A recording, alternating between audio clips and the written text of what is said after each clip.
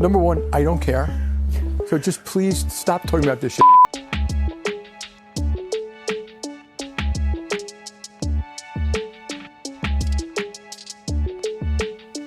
Welcome back to another episode. What are we doing? We are looking at an interview with CNBC and the CEO of JP Morgan Chase and Fred Armisen's grandpa, Jamie Dimon. I got my Ripple milk right here.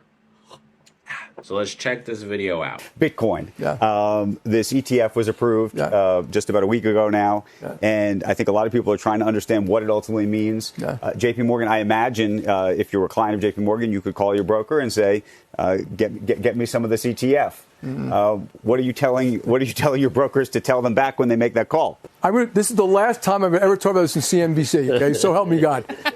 Blockchain is real. It's a technology. We use it. It's going to move money. It's going to move data. It's efficient. We've been talking about that for 12 years, too, and it's very small. Cryptocurrencies, there are two types.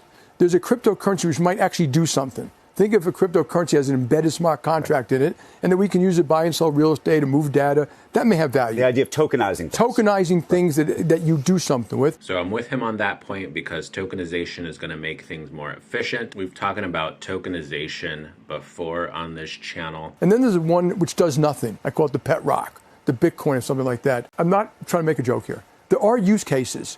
AML, fraud, anti-money laundering, tax avoidance, sex trafficking. Those are real use cases, and you see it being used for hundreds, maybe 50, $100 billion a year for that. That is the end use case. Everything else is people train among themselves. Shelves? What is he talking about? He's not trying to make a joke, and yet he doesn't acknowledge all the benefits there are to Bitcoin, all the FUD that's surrounding Bitcoin. The last time I ever talked about Bitcoin is I defend your right to do Bitcoin. My personal advice was don't get involved, but I don't want to tell any one of you what to do. It's a free country. What do you make of the other firms, the BlackRocks of the world that... Look at that dude on the left. He's like so upset. Obviously, and Larry Fink changed his view of this, obviously. Yeah.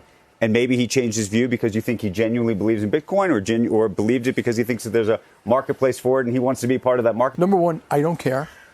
So just please stop talking about this shit. How do you not care if you have somebody who has the most assets under management out of all companies doing something?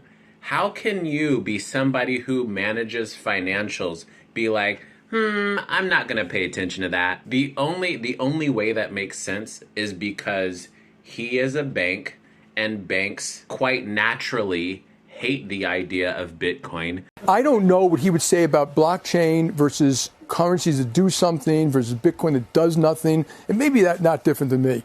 But, this is what makes a market. People have opinions. Gold really didn't do anything either. Got him. Yeah, but gold's limited in supply. So is Bitcoin.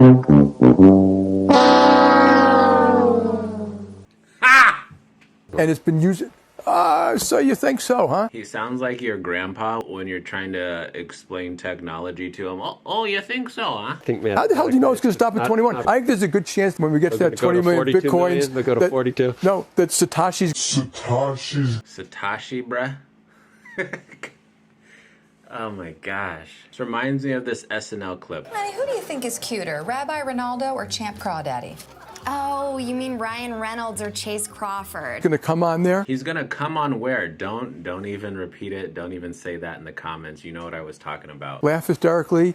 Go quiet. All Bitcoin's going to be erased. What are you talking about? Unless we have some advanced life-preserving technology. He's going to be dead. And maybe I don't understand Bitcoin, but to erase Bitcoin at this point, you would have to destroy every single computer that's connected to the network. Every year we have increasing hash rates with Bitcoin, which means the connection, the network is growing stronger, which makes it more difficult to bring down. But correct me if I'm wrong in the comments. He's implying that he doesn't want to get into Bitcoin because he's fearing that a century from now, it's all going to go away.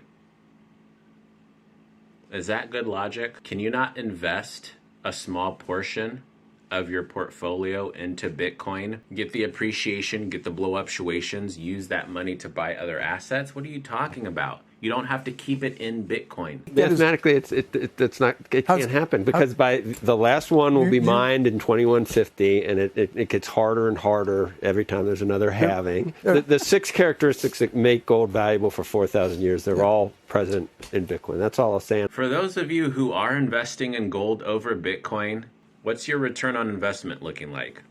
Let me know in the comments. This is not a joke. This is not a bash on gold. I have some gold, but I want to hear specifically from the gold bugs who have no Bitcoin whatsoever. What's your return on investment looking like? But I think there's another risk to Bitcoin.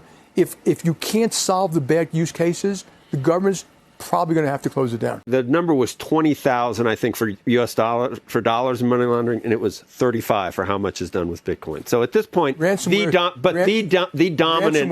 Why do you have to take his gloves off for that? I know, but the dominant. We know about historically, the dominant currency for money laundering has been U.S. dollars. I understand. Okay. I just also want to point when I go to D.C. all the time. Remember, we spend a lot of time on I will call the wingnuts.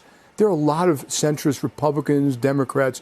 Who, if they sat here, you'd have... It might be a majority. It might be 80%. It might be... Well, partially, you guys invite the wingnuts on more. No, we invite the not you guys. I'm talking about you. I'm talking about like CNN and just Fox gave you a and half hour. Like that, yeah. Shots fired, bro. All right. If you enjoyed this one, let me know in the comments. Pay that like tax. Share this with a friend. Are you team Jamie Dimon or are you team that old guy at the end? Let me know. And until the next one, remember to smile because you are beautiful. Peace.